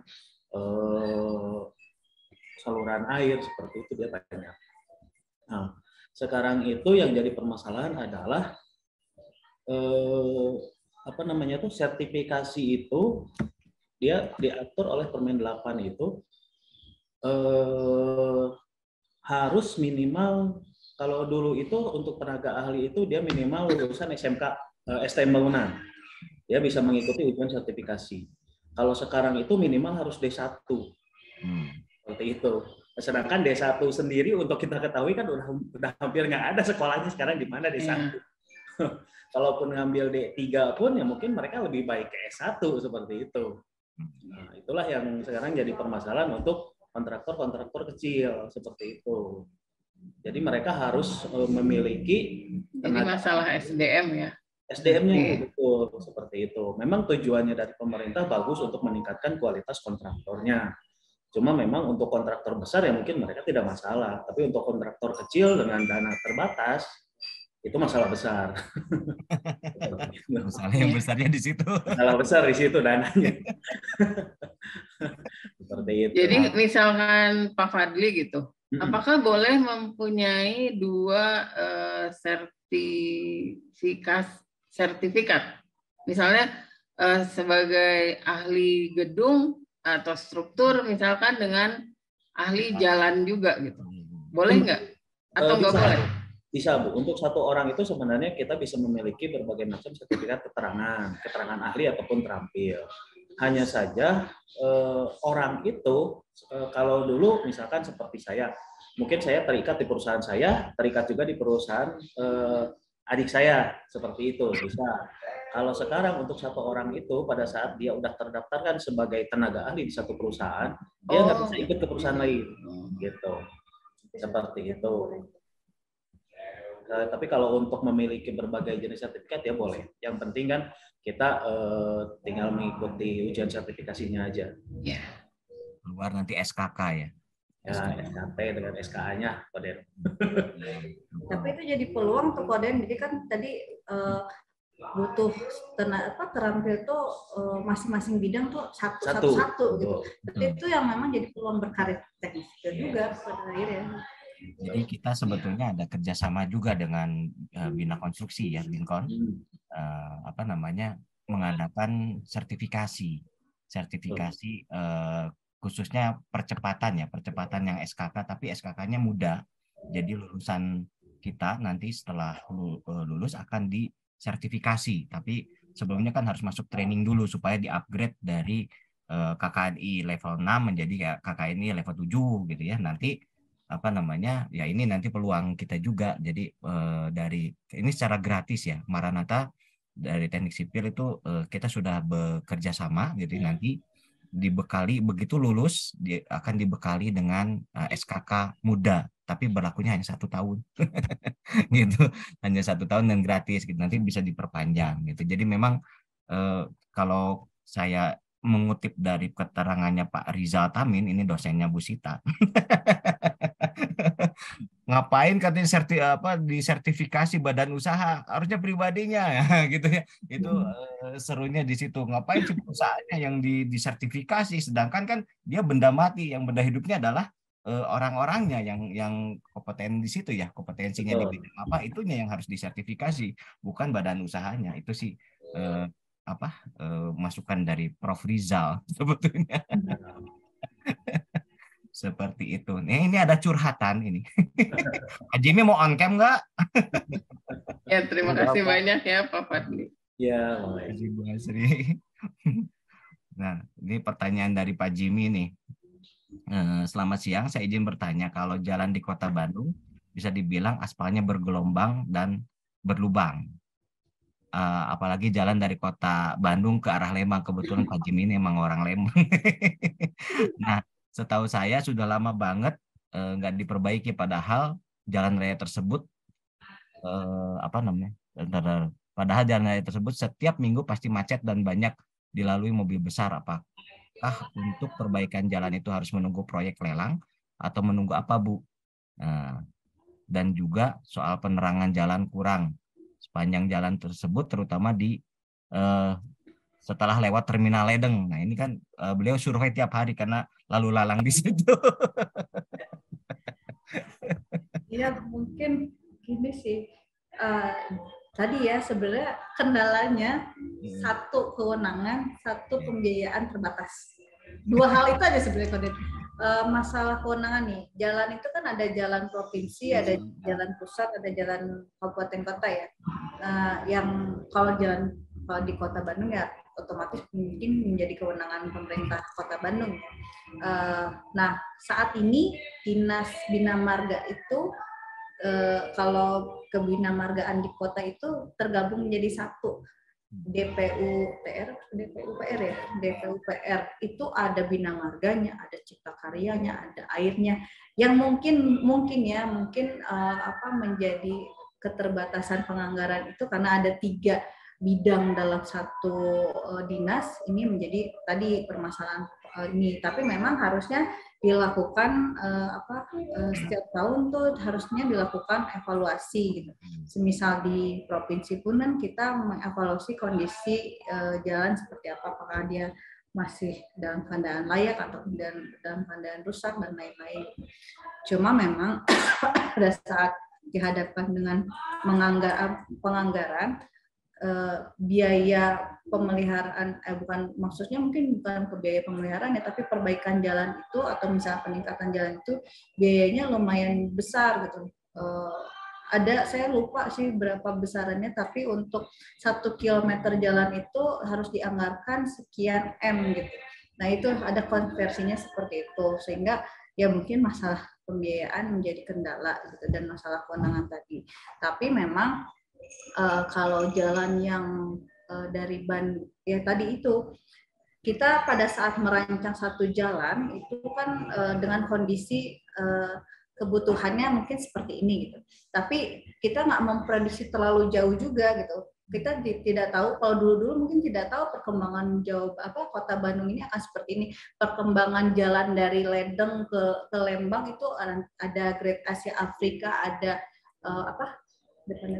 Pamhos itu kan itu belum tergambarkan seperti itu, karena dulu mungkin orang-orang tidak melihat satu daerah itu bisa dikembangkan jadi suatu tempat wisata gitu. Sehingga perencanaannya dulu mungkin belum ke arah sana, belum mempertimbangkan kondisi pengembangan pariwisata di sana yang mungkin menyebabkan lalu lintas sebenarnya menjadi meningkat volumenya. Nah, itu yang menyebabkan tadi kan ke kondisi jalan pun akhirnya jadi banyak yang rusak dan lain-lain gitu. Nah, ini yang mungkin gambaran untuk teman-teman pada saat nanti merancang suatu misalkan jalan raya, membuat satu jalan raya ke depan tuh akan ada apa sih gitu. Jadi kita melihat pengembangannya bukan hanya 5 tahun, tapi misalkan 20 tahun atau beberapa tahun ke depan tuh di sana ada potensi pengembangan apa gitu. Apakah nanti potensi pariwisata, apakah potensi lain-lain yang nanti akan berdampak kira-kira volume lalu lintasnya berapa banyak sih, kondisi jenis kendaraannya yang akan melalui jenis kendaraan apa aja sih, sehingga nanti itu menjadi salah satu pertimbangan untuk menghitung tadi geometri jalannya kah, atau misalkan jenis jalannya atau dan lain-lain. Nah, itu termasuk masalah PJU pun ini kan menjadi kewajiban atau kewenangan Dinas Perhubungan gitu. Nah, saya juga kurang hafal. Oh, PU juga.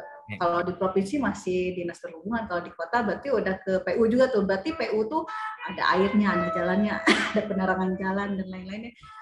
Mungkin masalah utamanya adalah di pembiayaan, tapi kalau misalkan kondisinya mungkin masih rusak dan lain-lain karena menjadi rusak dan lain-lain karena pada saat perencanaannya mungkin tidak mempertimbangkan potensi-potensi pengembangan ke depan. Nah, itu yang mungkin yang menjadi unsur politik katanya itu. Unsur politik ya. Ya mungkin itu ya mungkin menjadi salah satu pertimbangan juga unsur politik itu pada saat kepemimpinan sekarang arahnya mau kemana nih, kayak Pak Ridwan Kamil mau menata, mau banyaknya menata mengembangkan daerah wisata untuk menjadikan wilayah perekonomian meningkat gitu. Nah, itu juga yang harus menjadi salah satu pertimbangan pada saat perencanaan, mau itu jalan, mau itu air dan bangunan dan lain-lain juga. Jadi nuansa politik, nuansa kebutuhan lain-lain juga di unsur perencanaan itu akan sangat harus ada. Sangat tidak bisa dihindari, harus dipertimbangkan lah gitu, untuk mengambil keputusan. Oke, sip. Ada lagi mungkin yang mau berdiskusi, saya persilahkan. Ayo mahasiswa, belum ada yang mau berdiskusi nih. Dan saya nggak galak, atuh. Nggak galak. Bener, nggak galak, bener. Silahkan, ada yang mau ditanya? Nggak ada angkatan lama kan ya, Koden? Yang pernah ada? Saya itu saya sama Pak Dwi. Itu mah nggak pernah saya kuliahin itu mah. Kak Dwi Damang, tuh Kak Dwi banyak proyek juga. Proyek apa? Proyek tidur. Dong mahasiswa. Yo, sharing aja gitu, kira-kira saya tuh di kuliah gini gitu. Silahkan nih, ayo mumpung kita bersama nih, ya kan? Kan ini judulnya kan engineering talk ya, bukan tanya jawab teknis gitu. Iya, bukan rapat rapat teknis gitu ya, pembahasan RUU atau pembahasan. Ya. Silahkan. Dari rekan-rekan mahasiswa, adakah yang mau didiskusikan? Ayo. Mana nih, nggak ada nih. Halo? Adakah mahasiswa-mahasiswa saya? Saya, Koden, mahasiswanya, Koden. Nggak mau. Ada? Tidak ada? Masa sih nggak ada? Kalau boleh tahu. Kalau di sana kan bahasanya apa sih, penjurusan atau apa ya? Apanya? Itu apa? Kelompok bidang keahlian. Kelompok bidang keahlian ya. KBK. Lebih condongnya banyaknya kemana, Bu? Sekarang? Masih favorit? Mahasiswa tuh lebih banyak ngambil ke arah mana gitu? Yang masih favorit itu struktur, terus apa namanya? Soalnya kalau dulu kita yang MK kan sedikit sekali ya. kita makhluk langka. MK juga banyak ya. MK lumayan. Kalau dulu kan sedikit, Bu. Mudah-mudahan sekarang banyak ya, Bu. Ini ada mahasiswa bimbingan saya juga nih. Mana nih, Kevin? Karena maksudnya gini, yang saya rasain tuh pada saat TA dan masuk ke S2, itu MK tuh jadi penting juga, karena tadi satu kan bikin RAB-nya, bikin penjadwalan. Penjadwalan itu harus bisa mempertimbangkan banyak hal sehingga nanti pas pelaksanaannya tidak menjadi telat lah atau apa. Kemudian metode pelaksanaan konstruksinya harus seperti apa, bahan-bahannya harus seperti apa, itu akan sangat berperan sekali ya selain dengan yang tadi struktur dan lain-lain gitu. Jadi kalau bukan promosi ya Koden ya, cuma MK tuh juga menjadi salah satu yang sangat berperan gitu pada saat nanti konstruksinya, dan mungkin pada saat terutama menentukan metode pelaksanaan sih gitu. Ya. Dengan kondisi sekarang cuaca seperti ini, hujan terus, ini metode pelaksanaan konstruksi seperti apa? Dengan tadi misalkan mau bikin jalan flyover gitu dengan kondisi lalu lintas yang sangat crowded banget gitu. Ini metode konstruksinya harus seperti apa gitu. Terus menentukan precast ataupun on-site gitu. Ini juga di situ. Betul. Itu menarik sekali ya. Menganalisis lokasi, menganalisis lalu lintas. Jadi kita harus serba melihat ke semua bidang memang kalau di metode pelaksanaan konstruksi ya. Terus termasuk yang tanah pun ya, maksudnya kalau jalan, air, struktur kan kelihatan langsung ya. Tapi kalau tanah kan sebenarnya tidak terlihat langsung. Tapi itu juga menjadi basicnya juga. Kalau misalkan tanahnya tidak settle, tidak aman gitu, konstruksi pun kan akan turun lah, akan roboh lah dan lain-lain ya. Urusannya Bu Asri ya. Bu Asri. Ya. Walaupun saya sebenarnya masih ini Bu, waktu dulu sama Pak Ilyas perbaikan tanah agak bingung-bingung juga ini sebenarnya apa gitu. Tapi pikir-pikir oh iya sangat berperan gitu. Ya, saya pikir dulu perbaikan tanah itu untuk apa? Perbaikan tanah isunya itu memang ya itu. Tanah itu kan harus ditaklukkan ya. Supaya bangunan berdiri itu tanah harus ditaklukkan ya, supaya bangunan tidak mengalami settlement gitu ya, penurunan. Satu sisi aja turun udah deh retak di mana-mana tuh. Yang pusing nanti kalau udah terjadi kegagalan bangunan ya. Kegagalan konstruksi sama bangunan kan dua hal yang berbeda. Konstruksi pada saat konstruksi, bangunan pada saat sudah beroperasi. Itu ya bukan saya baru ikut pelatihannya sih sebetulnya, ikut jadi calon penilai ahli nih masalahnya. Bagaimana? Pokoknya maksudnya gini sih Kodan. Ya, perkembangan keahlian tuh ada challenging-nya masing-masing. Betul. Jadi ya tadi saya bilang kalau memang minatnya ke struktur ya perdalam itu, karena challenging-nya akan selalu meningkat setiap tahun karena tadi perubahan pertambahan penduduk, pertambahan kebutuhan, kemudian inovasi teknologi juga sekarang semakin berkembang. Challenging-nya akan semakin meningkat setiap tahunnya gitu. Jadi mungkin setiap kelompok keahlian itu mempunyai challenging masing-masing, makanya tolong diperdalam saja memang yang merupakan minatnya gitu, supaya kedepannya kita ngejarnya bisa lebih optimal lagi gitu. Biar sepenuh hati gitu, kalau setengah hati kan nggak enak. Betul. Harus all out. Nanti saya sebetulnya udah janjian sama Fadli udah lama nih mau ketemuan nih. Aduh belum ketemu Fad. Aduh sorry. Tiap kali di WA sibuk terus. Udah, saya mau tanya lagi Pak Denny. Silakan Bu Asri, silakan. Bu Sita, apakah ada peluang magang di kantor Bu Sita? Saya membukanya ke Fadli. Ya, atau di tempat Pak Fadli. Kalau di tempat dia mungkin nanti dia yang jawab Ibu. Cuma kan kalau nanti ke dia lebih ke arah pelaksanaan konstruksinya ya, memanage tadi konstruksi seperti apa. Kalau di Bapeda sama dulu saya di Dinas Berdaya, sebenarnya suka ada yang magang Bu, gitu. Dari ITB itu udah sering magang kita, misalnya 2 bulan, 3 bulan. Jadi dia mengikuti sisi perencanaan itu seperti apa yang harus dikembangkan dalam satu wilayah itu ikutan juga di situ. Ya. Jadi mungkin kalau peluang magang ada sih sebenarnya kalau di Bapeda. Di Bapeda tuh banyaknya yang magang atau PKL itu mungkin SMA ya, yang SMK gitu, sama yang banyaknya sekarang ITB sih Bu. Kalau seringnya gitu. Kemarin kita baru dapat 5 yang magang. Betul, alhamdulillah beres sih sekarang. Karena kan ada Merdeka Belajar, itu kampus Merdeka itu Bu.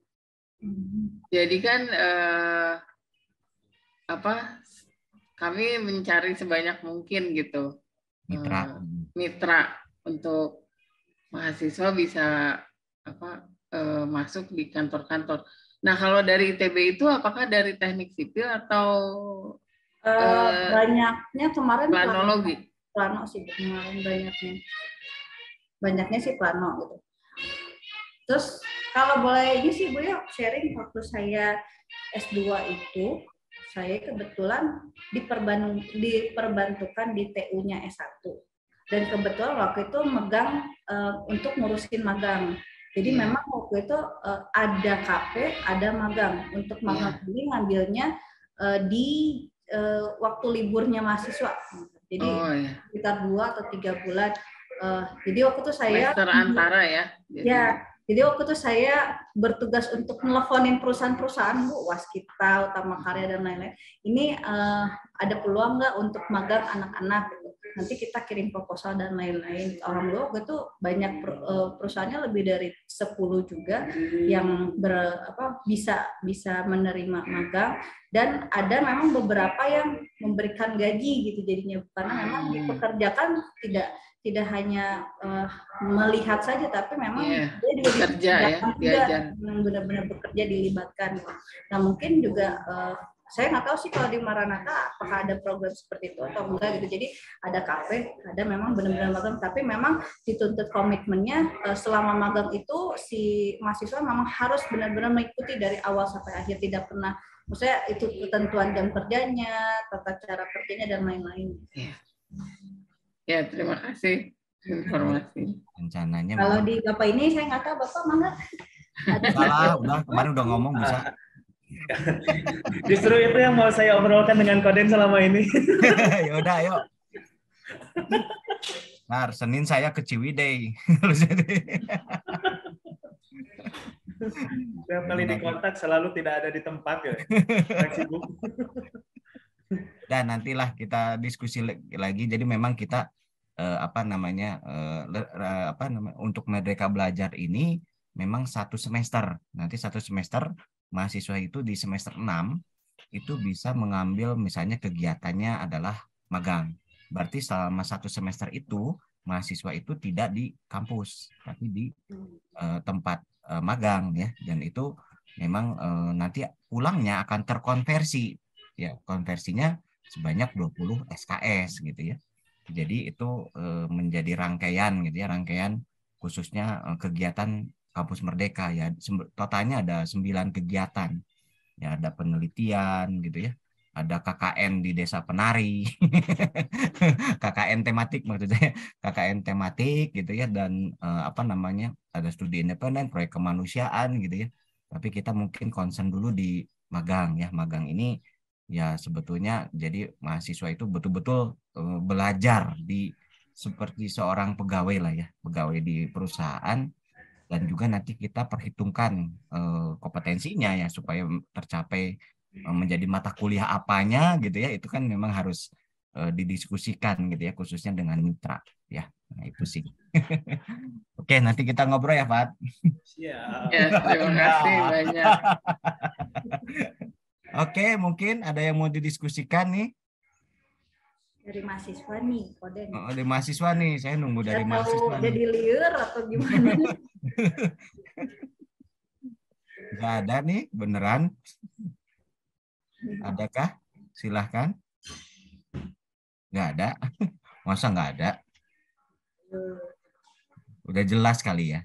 Jelas-jelas dan jelas gitu ya. Jadi sekali lagi ini kita diskusi sebetulnya ya, bukan bukan sidang. Iya, ya.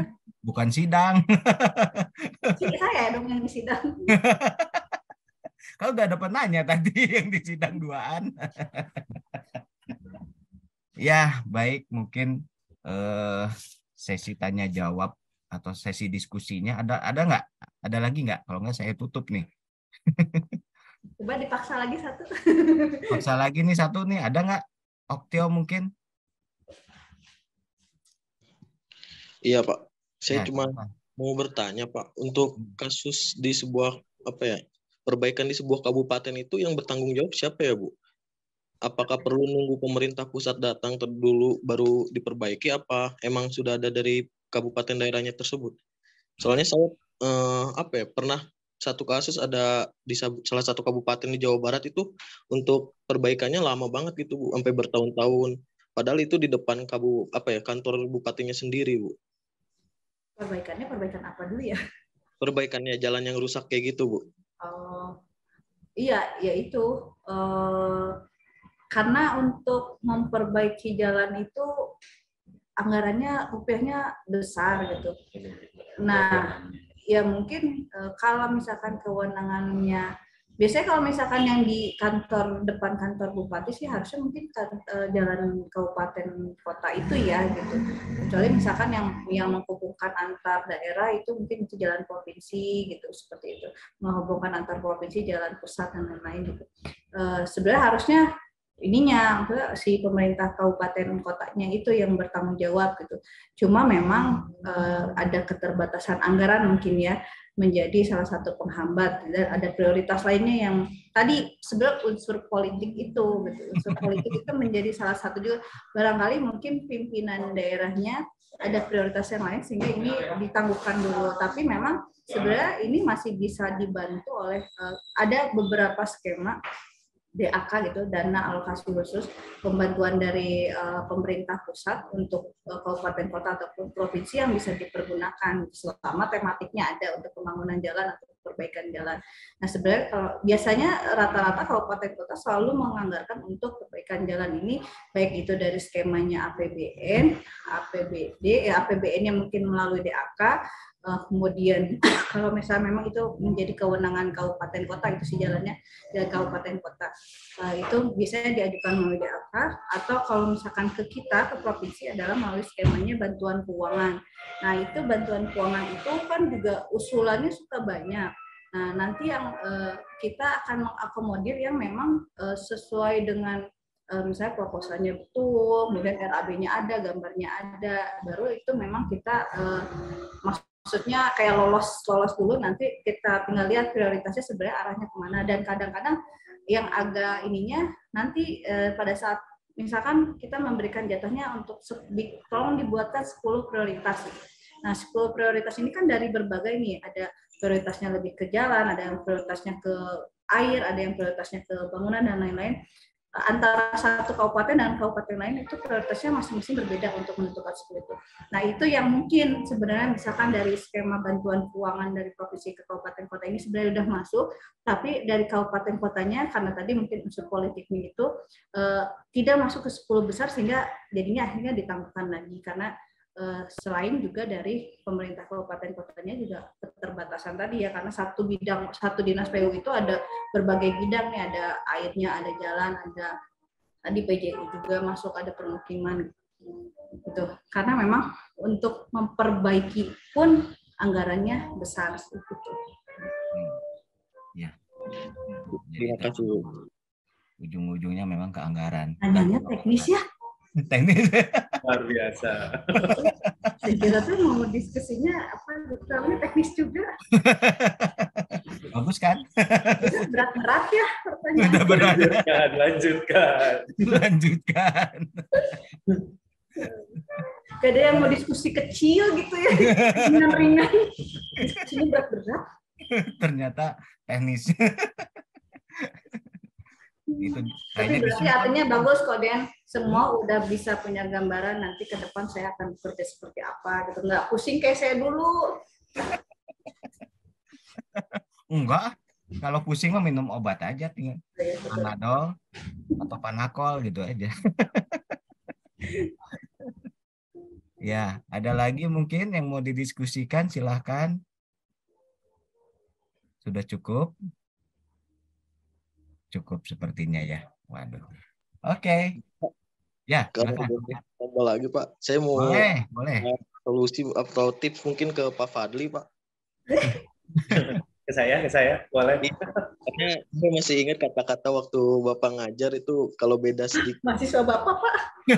Nah, saya ngajarnya kapan ya? Berarti di lab youth ya? Iya betul. Gimana? Mistake tuh Pak kan untuk pengukuran survei lapangan kayak gitu. Nah, apabila misalkan lebih dari beberapa mili pun kita bisa ada gorok di leher kayak gitu Pak. Saya masih ingat itu. Betul itu. Saya mau minta kayak untuk bagaimana untuk mengatasi permasalahan yang tidak terduga untuk kita yang baru terjun ke lapangan gitu Pak. Tidak terprediksi kayak gitu kan pasti ada Pak. Misalkan kayak contoh untuk gambar rencana dengan di lapangan itu kan pasti ada perbedaan kayak gitu Pak. Untuk mengatasinya itu bagaimana ya Pak? Atau ngasih solusinya kayak gitu Pak? Oke.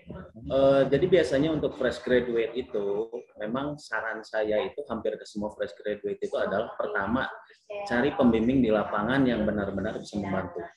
Kalau kalian tiba-tiba terjun ke lapangan sendiri, punten saya bukan mengecilkan fresh graduate ya, tapi pengalaman kalian di lapangan memang belum terlalu banyak. Makanya saya biasanya saran ke fresh graduate, kalian terjun ke lapangan lebih cepat lebih baik.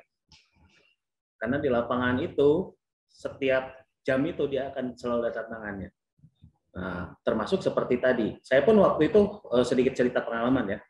Saya pernah ada pembangunan untuk program TPS 3R, tempat penampungan sampah sementara. Itu posisinya itu di sebelah kuburan.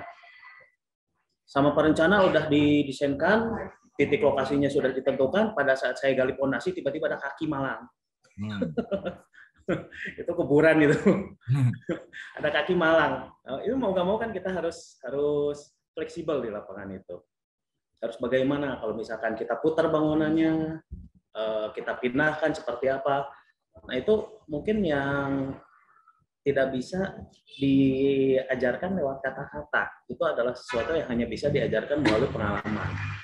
Makanya untuk fresh graduate, sebisa mungkin kalian lebih cepat ke lapangan, lebih cepat mengalami apa yang ada di lapangan, itu akan lebih meningkatkan fleksibilitas kalian pada saat mengalami masalah. Seperti itu. Nah, makanya pada saat terjun ke lapangan, sebisa mungkin temukan pembimbingnya, temannya yang bisa menemani kalian gitu, yang berpengalaman. Seperti saya dulu pada saat saya baru lulus, saya langsung menempel sama salah satu rekan saya yang memang udah berpengalaman kurang lebih berapa puluh tahun di dalam pekerjaan konstruksi. Saya nggak membantah, saya nggak ngomong seperti apa, saya pokoknya yang dia lakuin saya lihat, saya pelajari. Selama 1 tahun, 2 tahun saya pelajari dari situ. Dari situlah baru kita bisa pemikiran kita, fleksibilitas tindakan pada saat suatu masalah muncul, itu akan terbentuk seperti itu. Nah, sebenarnya itu bisa dicapai oleh tadi program KP atau magang tadi. Makanya kalau ada program magang, waktu kemarin saya ngobrol dengan Koden, saya sebenarnya setuju. So, biar kalau mahasiswa Maranatha biarlah sama saya juga nggak masalah gitu. Saya bantu dengan senang hati. Seperti itu. Ya.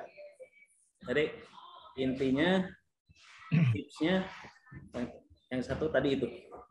Pada saat kalian terjun ke lapangan sebagai fresh graduate, temukan pembimbing yang benar-benar bisa membimbing kalian. Kalau kalian terjun sendiri ya punten-punten gitu. Kembali kata saya juga, saya bukan mengecilkan fresh graduate, tapi di lapangan itu challenging-nya lumayan. Seperti itu. Kalau butuh bimbingan itu ada Koden, ada saya.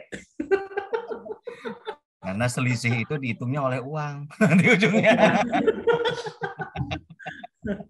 Mungkin ini juga sih Koden ya pada saat kuliah itu memang karena belum dihadapkan dengan masalah nyatanya ya gitu. Nah, jadi mungkin belum terlalu tergambarkan lah harus seperti apa tapi pada saat tadi udah ketemu di lapangan masalah nyatanya apa gitu. Nah itu mungkin selain dari keilmuan kita yang kita bawa pada saat kemarin belajar, kita juga harus menyerap juga dari sekeliling kita gitu. Jadi mungkin mungkin ada satu hal yang memang selama ini mungkin dianggap sepele, tapi sebenarnya di lapangan itu akan sangat berdampak sekali gitu kalau tidak segera ditangani. Makanya tadi saya bilang masalah sosial ekonomi dan lingkungan menjadi salah satu pertimbangan juga pada saat nanti dikonstruksi yang harus sebenarnya mulai dipertimbangkan dalam setiap unsur perencanaan ataupun lainnya gitu. Itu kita harus membangun pola belajar itu sepanjang hayat gitu ya. Jadi memang ya itu begitu selesai itu bukan selesai udah gitu ya, tapi selesai itu adalah melanjutkan. Tapi di dunia pekerjaan tuh itu merupakan pembelajaran lanjutan lah gitu ya. Lanjutan. Jadi belajarnya itu sebenarnya tidak selesai pada saat kita selesai kuliah, tapi di dunia kerja pun kita akan belajar mungkin memperdalam lagi dan belajar hal-hal baru lagi gitu. Sip. Oke, baik, ini karena keterbatasan waktu juga nih. Nggak terasa nih. Terima kasih nih Bu Sita dan juga Pak Fadli gitu ya atas share-nya ya. Ini kita sharing sebetulnya ya, sharing bagaimana sharing aja. Kalau benar belum tentu benar. Kita sharing aja ya, sharing bahwa itulah tantangan dan juga ya setiap ada challenge ada opportunity gitu ya. Jadi kita harus lihat balance ya. Jadi ada tantangan bahwa negara Indonesia khususnya kita tarik lagi Jawa Barat itu masih membangun gitu ya. Utara, selatan, barat dan timurnya itu tetap kita memerlukan infrastruktur yang mumpuni lah untuk menjawab semua tantangan yang ada di masyarakat ya. Tadi kan sudah banyak tuh kasus-kasusnya ya kan.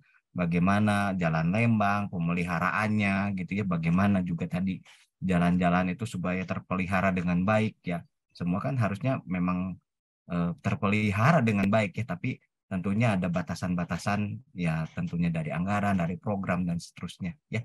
Jadi itu memang tantangan kita ke depan gitu ya, dan juga teknik sipil ini bisa membawa kita ya khususnya bidang teknik sipil membawa kita semua masuk ke infrastruktur yang baik gitu ya. Itu cita-cita kita membangun infrastruktur yang baik gitu ya untuk masyarakat tentunya ya. Oke, mari kita berikan aplaus dulu nih untuk kedua narasumber kita, pasangan suami istri. Terima kasih. Anaknya nggak dibawa nih. Ya, terima kasih atas meluangkan waktunya ya.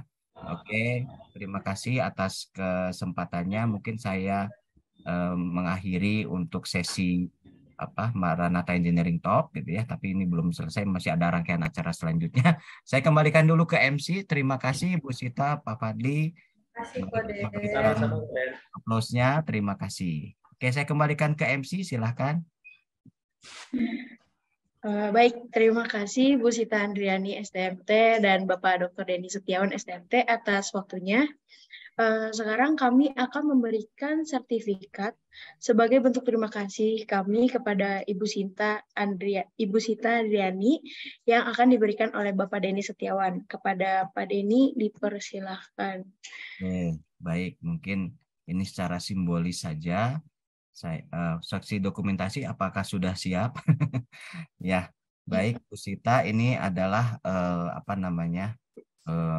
kenang-kenangan dari kami. Jadi ini ada wujud terima kasih kami menyerahkan sertifikat yang telah terima kasih atas kesempatannya menjadi pembicara dalam Maranatha Engineering Talk. Ya, silahkan diterima dengan baik. Oke. Dokumentasi apa sudah? Ya Pak, saya akan berikan aba-aba untuk pengambilan dokumentasi. 1, 2, 3. Sekali lagi 1, 2, 3. Sudah Pak, terima kasih. Ya, terima kasih. Mungkin saya kembalikan ke MC, silahkan. Oke, terima kasih untuk Pupdok atas pengambilan dokumentasinya. Baiklah, tidak terasa kami sudah di penghujung acara. Sebelum kita mengakhiri acara pagi hari ini, alangkah baiknya ditutup dengan doa. Doa dipimpin oleh Bapak Jimmy Agustian Lukito, STMT. Kepada Bapak Jimmy, dipersilakan.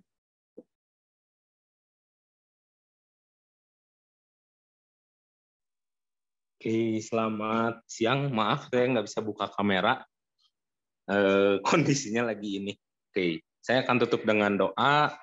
Kita akan pimpin dengan Imin Kristiani, yang lain boleh menyesuaikan. Tuhan Allah Bapa kami yang ada di kerajaan surga, terima kasih Tuhan atas segala berkat dan anugerah-Mu Tuhan telah mengumpulkan kami di rangkaian acara Maranatha Engineering Talk ini Tuhan. Kami juga mau mengucap syukur Tuhan atas pembicara Bu Sita dan suami Tuhan, terima kasih atas berkat-Mu Tuhan, biar Engkau terus lanjutkan berkat-Mu kepada keluarga mereka, biar Tuhan juga yang berkati mereka. Tuhan, jikalau sebentar kami akan berpisah satu dengan yang lain, biar Tuhan yang jagai kami dan berikan kelancaran di aktivitas kami selanjutnya. Sekali lagi kami mau mengucap syukur Tuhan atas segala berkat dan anugerah-Mu. Hanya dalam nama-Mu kami berdoa dan mengucap syukur. Haleluya, amin. Ya. Baik, terima kasih kepada Bapak Jimmy Agustian Lukito STMT. Sebelum mengisi presensi, kami akan mengambil dokumentasi kembali. Bagi Bapak, Ibu, dan para hadirin yang belum menyalakan kamera, boleh menyalakan kameranya dengan menggunakan virtual background yang sudah tertera pada kolom chat. Baik, kepada hadirin dipersilakan untuk menyiapkan diri. Saya akan memberikan aba-aba untuk pengambilan dokumentasi. Untuk lembar pertama, 1, 2, 3. Sekali lagi, 1, 2, 3. Untuk lembar kedua, 1, 2, 3. Sekali lagi, 1, 2, 3. Baik, sudah, terima kasih. Terima kasih untuk divisi Pupdo. Kami mengingatkan kembali untuk informasi mengenai sertifikat dapat diakses melalui link yang tertera pada kolom chat.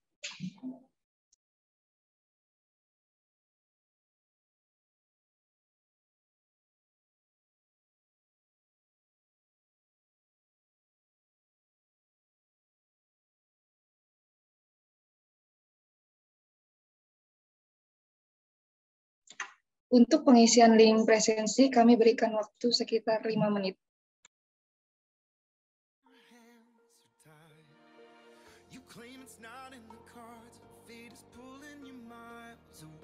Di Jakarta sih, Ta? Masih di mute tuh. Di Jakarta. Lagi di Jakarta atau di mana? Di Bandung. Oh, di Bandung. Saya kira manasiknya di Jakarta. Enggak ya? Saya pengen main Bu Asri ke kampus. Ayo ke kampus. Ini mumpung UTS. Sekarang udah banyak tempat makan. Zaman saya dulu susah. Depan ada Starbucks. Iya, ramai. Silakan Bu Sita. Terus ada apa? Ada McD. Ada apa lagi? Emados. Gacoan juga ada, mie gacoan. Ini Pak Aldrin Boy, Pak Aldrin Boy mana Pak Aldrin Boy? Pak Boy. Pak Boy. Sono Pak Boy. Kangen ya. Pak Boynya mana hilang? Lagi badminton jangan-jangan. Ada Dek. Selamat siang Dek. Pak Boy. Pak Boy masih kurus? Masih sama beratnya dipertahankan. Saya makin gendut. Bu Sita udah berapa putranya? Ya, sama adik-adiknya. Sudah 2, Bu. Oh, 2. Iya, dulu saya bawa-bawa di lab youth, Bu. 1 sama 2. Semoga ada yang teknik sipil ya. Iya, benar jadi teknik sipil loh, Bu. Pak Boy mah anaknya di putranya di teknik sipil loh.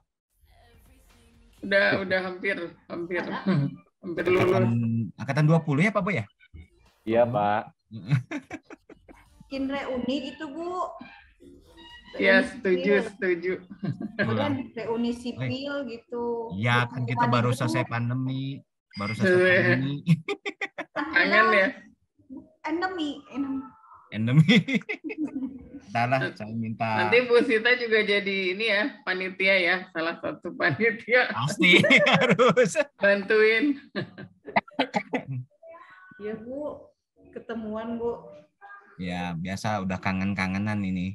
Iya. Buat ini saya pengen ketemu Kak Dwi, Bu.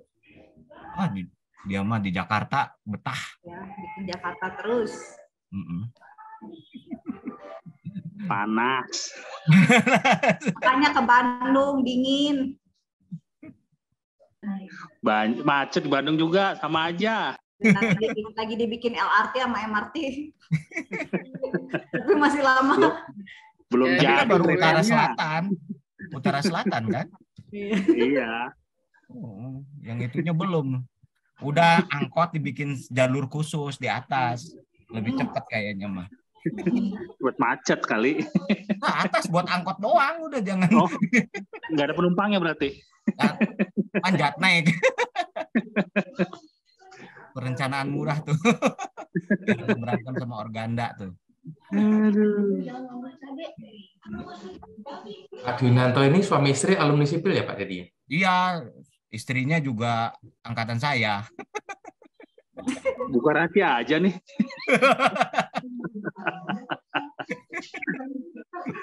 Ayo kapan ke kampus, Dwi? Hampir Pak Dwinanto ke kampus ya. Tunggu waktu. Ayo tunggu waktu. Pak Yas tuh. Kita jemput aja kali ya, cara paksa. Kartu merah ya. Kak Dwi mah luluhnya sama Bu Rini doang. Dari Jakarta juga jadi suruh jadi asisten lab youth juga mau gitu. Kan.